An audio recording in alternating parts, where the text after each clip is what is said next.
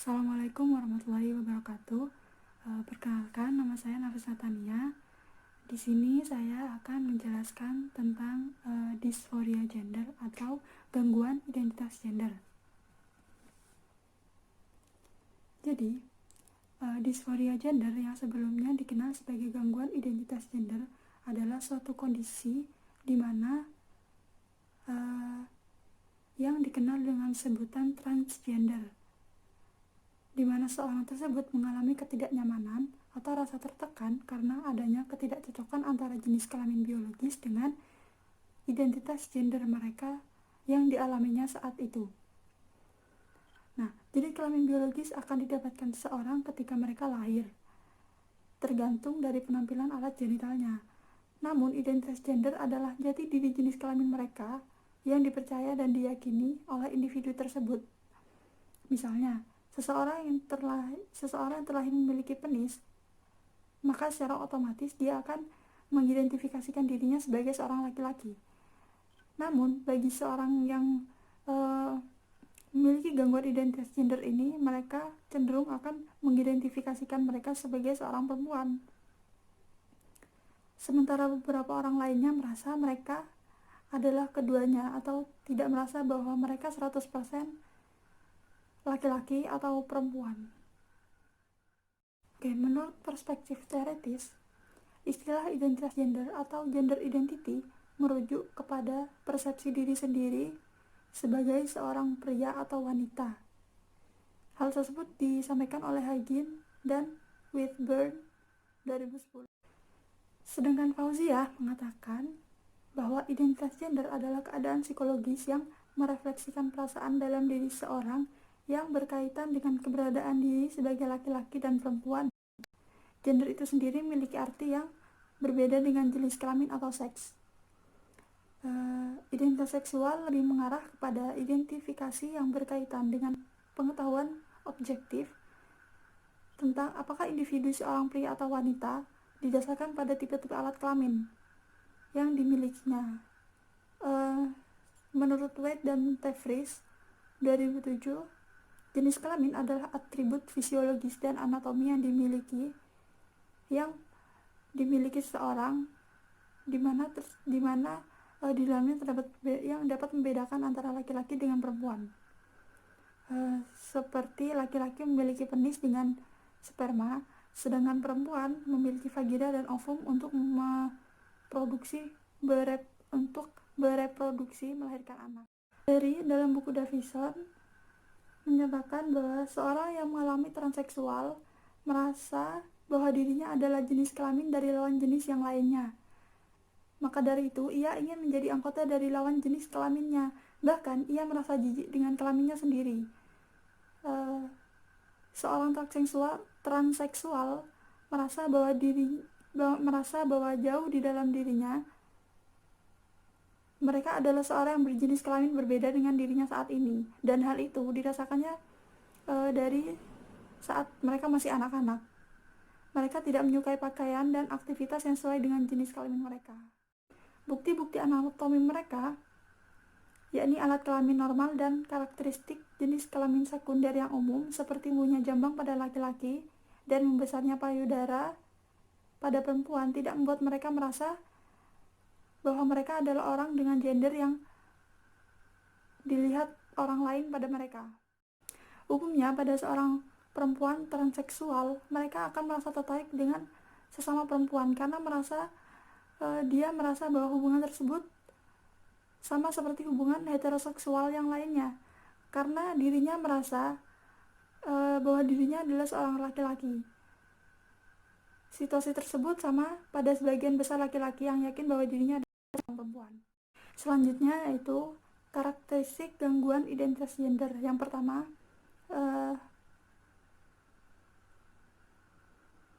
pada anak-anak, gangguan identitas gender mempunyai ciri-ciri sebagai berikut. Keinginan untuk menjadi atau memaksakan diri sebagai lawan jenis. Selanjutnya, karakteristik gangguan gender pada remaja dan dewasa. Yang pertama, keinginan untuk menjadi lawan jenis. Yang kedua, berpindah ke kelompok lawan jenis. Yang ketiga, keyakinan bahwa emosinya sama seperti yang dimiliki oleh lawan jenisnya. Yang keinginan diperlakukan sebagai lawan jenis. Yang kelima, keinginan kuat untuk menghilangkan karakteristik jenis kelamin melalui pemberian hormon atau operasi. Yang keenam, meyakinkan bahwa ia dilahirkan dengan jenis kelamin yang salah. Yang B, suka memakai pakaian lawan jenis. C, suka berperan sebagai lawan jenis. Yang D, suka melakukan permainan lawan jenis. E, suka bermain dengan teman-teman lawan jenis. Yang F, pada anak-anak laki-laki, mereka merasa jijik dengan penisnya, atau mereka benci melihat penisnya. G, pada anak perempuan menolak untuk buang air kecil dengan cara duduk, atau tidak suka payudara yang besar dan menstruasi. Karakteristik pada anak-anak ini, mereka bisa dikatakan sebagai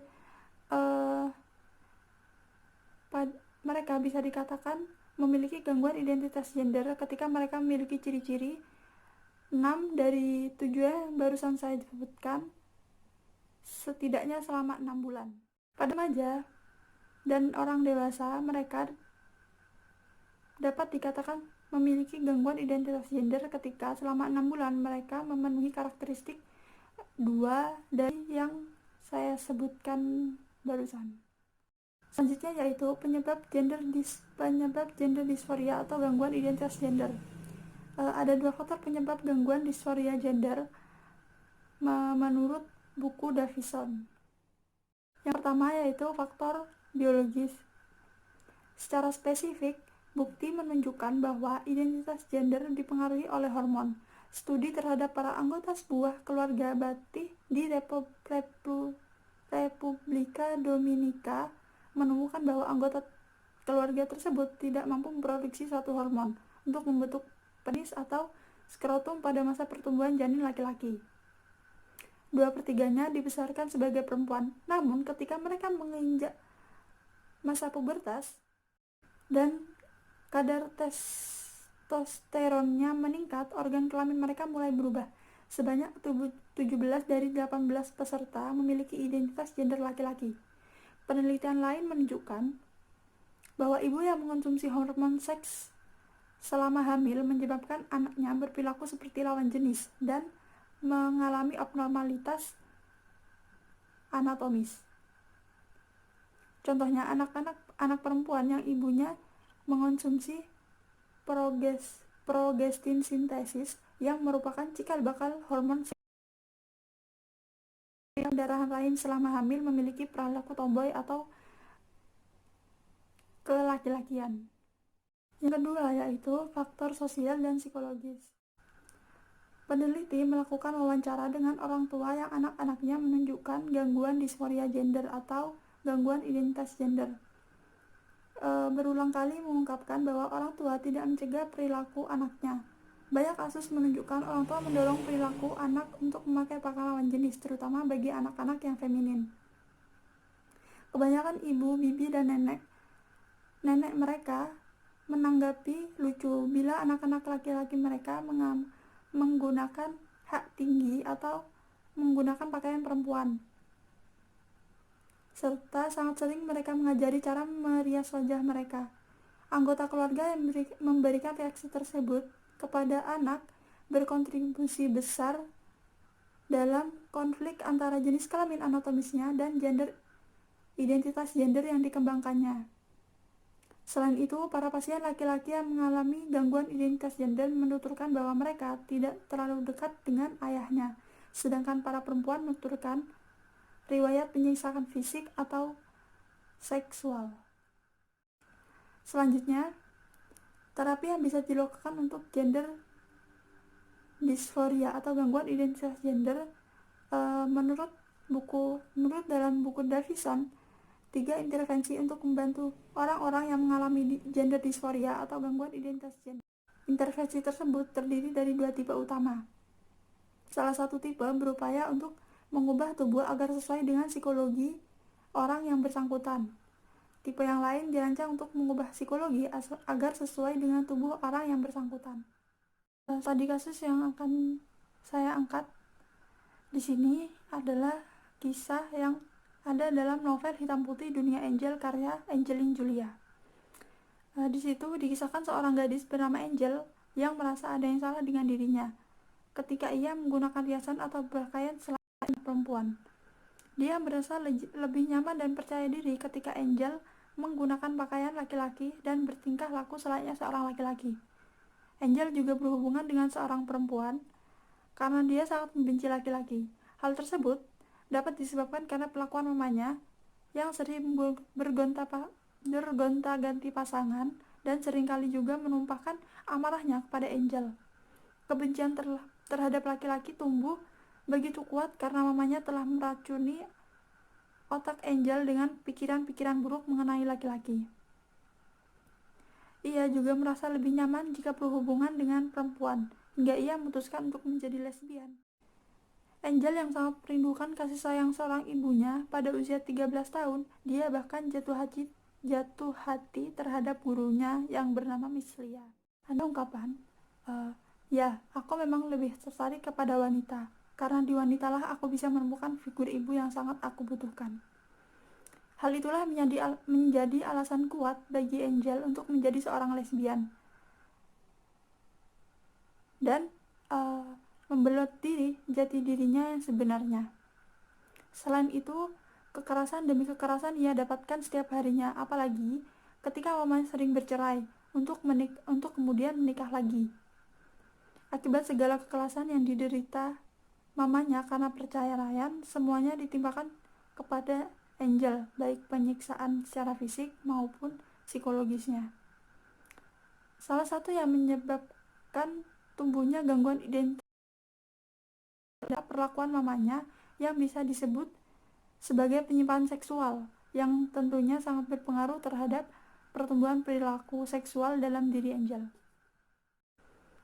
Ia tetap dirinya yang tak pernah terjadi apa-apa. Namun, hubungan mereka membaik setelah hari itu, meski kedekatan mereka tidak seperti kedekatan seorang ibu dan anak. Maksudnya, setelah hari itu, setelah mamanya dan Angel melakukan hal tidak senonoh di rumahnya. Namun, hubungan mereka melainkan lebih pada kedekatan sepasang kekasih, seperti pada kutipan, kedekatanku dengan mama memang sangat akrab sekarang, tapi kemesraan kami memang tidak wajar, bukan seperti hubungan anak dan ibu, melainkan seperti pasangan hidup. Hal-hal seperti berciuman dan melakukan hubungan seksual yang lazimnya dilakukan oleh pasangan suami istri pun mereka lakukan sebagai sebuah kebiasaan.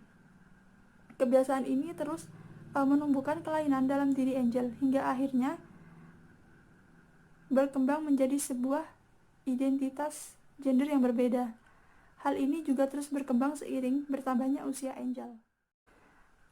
Pada akhirnya, Julia menyelesaikan masalah tersebut dengan cara dimunculkannya di dalam diri Angel untuk sembuh dan menjadi normal, untuk berperilaku dan berpakaian normal atau berpenampilan feminin layaknya perempuan.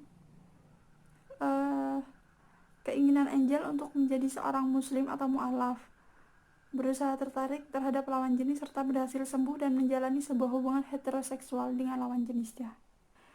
Mungkin itu yang dapat saya sampaikan. Kurang lebihnya mohon maaf. Wassalamualaikum warahmatullahi wabarakatuh.